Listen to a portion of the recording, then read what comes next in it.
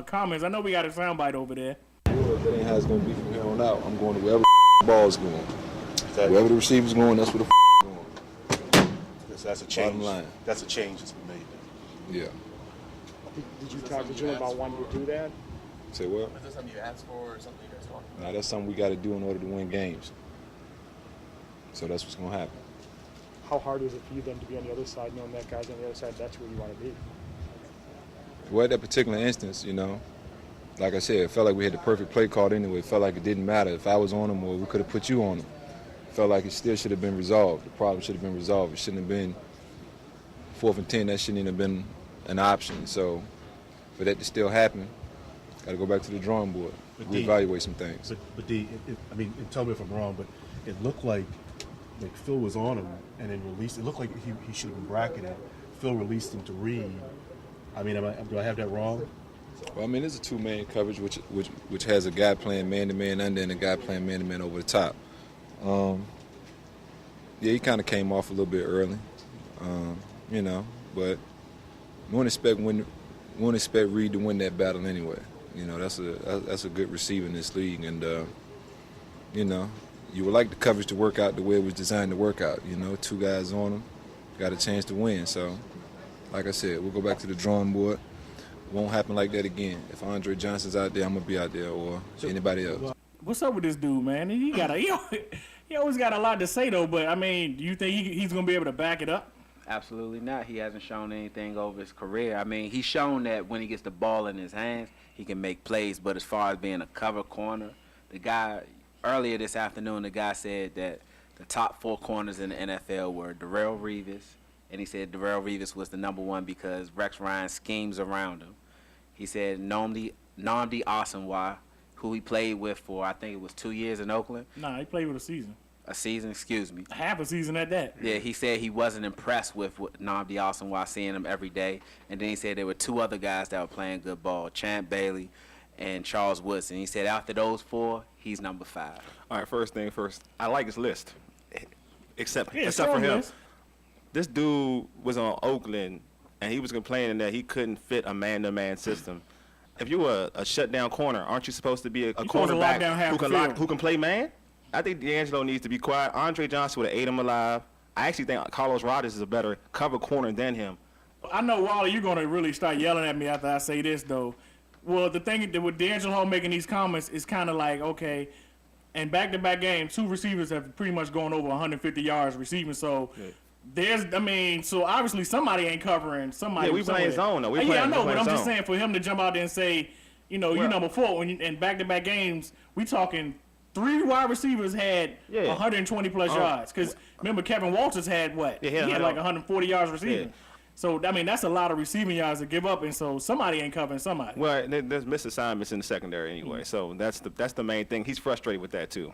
But what do you think about the overtime strategy, though, as far as what happened with the Skins? You think they should have actually try to, instead of punting that ball, actually try to win the game? I think after he called the timeout, he should just punt the ball, because I think the chances of him making 2 50-yard kicks in a row wasn't going to happen. We know Donovan had a good game. Anybody else stood out for you guys?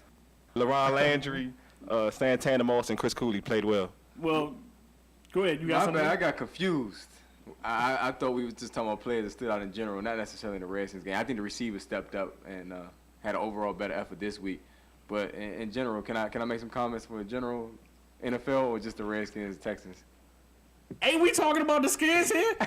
I mean, we talking about the Skins, though. I mean, we got to keep it local. We got to give it some love. I mean, I wanted to make a comment, though, man. Your comments ain't really make no sense. But, I mean, you want to talk about Kevin Walter? You want to talk about Kevin Walter, Andre Johnson? Yeah, Kevin Walter, that's my uncle, man. 12 catches, that's vicious. What else you want to talk about? You got Arian Foss, you want to talk about him? Roydale Williams, he looked good, man. Roydale, would he have a half a catch? I guess. You might as well say Anthony Armstrong got out. Did he get out? Nah. And also, we didn't mention Larry Johnson got cut today, so bye-bye, Larry. Yeah, Larry, you can go back down to White Plains and hang out with the Southern Maryland folks. So, but they got Sam Bradford next week. I mean, yeah, they play the Rams next week. Lauren Robinson. Lauren Robinson, yeah, listen up, Lauren Robinson. All day. All I hope is Hasley doesn't listen to D'Angelo, and D'Angelo's not on Mark Clayton all day. That's all I hope. What if Lauren Robinson cooks D'Angelo Hall? Nah, it's gonna be Clayton probably. Yeah, it probably would be I'm Clayton. just saying in general, if like I wouldn't be surprised. Like I said, Eddie Royal fried him easily. So it wouldn't surprise me. But you think the Redskins shouldn't have any problems handling Rams though? They should be. Hopefully it should. Historically, we have had problems with the Rams. And they're on the road this week, right? Yeah. They're playing in St. Louis. Yeah. Nelly probably be at the game, you know. It's an important over stretch here. for the Skins because they come back home against Green Bay after this next 2 game stretch. And Green Bay, if you see what Matt Schaub did, so that's a little. But Aaron Rodgers hasn't looked, you know. Yeah, Aaron Rodgers hasn't really looked as crisp as Schaub Schaub did has. the week before. That's true. And then that's a legitimate He point. got busy. Well, we'll see. Well, we're about to hop into a commercial break. When we get back, we're really going to talk about NFL action for Ray, so we can talk about some players he like and all this other stuff, because he's been over there thumbs up and then thumbs down and giving me bad looks. So we're gonna hop about NFL action for him. Thank you. This is President Barack Obama. In the story of America, the greatest chapters are moments of challenge, when we see people serving their country and one another. Volunteers who step forward into hospital corridors and church basements, along levees and fire lines. And the next chapter is yours to help write. Sign up to volunteer at usaservice.org. That's usaservice.org. Let's renew America together. A message from Renew America Together, brought to you by the Ad Council. Damn, has it been that long? Say, what happened since I've been gone, homie? Y'all got the game all wrong, man. It's too pretty in here. You thought you knew, but you have no idea. It's the Urban Sports Scene. Welcome back to the Urban Sports Scene. Before we hop into the NFL action, Wally, let these folks know how to reach us. You can reach us at change.da.game6. Time out. We just ice me. You gonna ice them? You gonna Just ice them ice before we do some credits? Basically, dog. You gonna Thank pull you. a Thank you, Kubiak? Thank you, Kubiak. All right, well, you gotta redo it. Now let's see if you live up to the hype. All right. Whew, it's pressure. Change.da.game6@gmail.com. You can also reach us at I guess it didn't work. Graham Gano. I guess it worked. Is Graham Gano African? Is he African? I thought he was African. Wow. He's my bad. African. Hey, Gano. Greece, got of here, man. They wanted him to be Graham Guyess. And he was Graham Gano. But you can check the site out at http://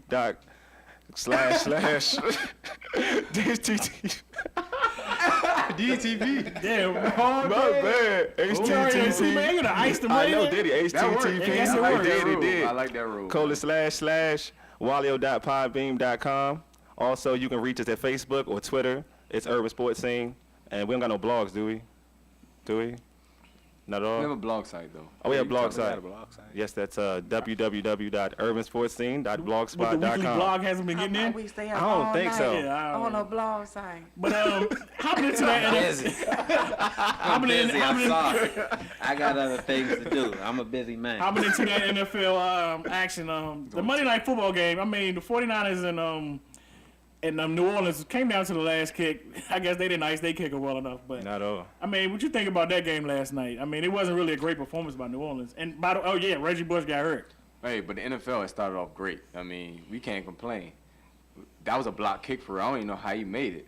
I thought they was going to overtime. I would love to see overtime for the second Monday night game of the year, because that Jets-Ravens game was good, and the Chargers and Chiefs was good the week before. So we've had some good Monday night games. Over the last couple of years, the NFL has done a better job in putting out better national games, like the Sunday night game and the Monday night games. They've been far more competitive than in the past. Hey, that's true. And in regards to Reggie Bush, I like Reggie Bush, but I was looking at his stats, and I know it's not all about stats with him, but still, for all the hype he had, he doesn't even have 2,000 yards rushing for his career yet.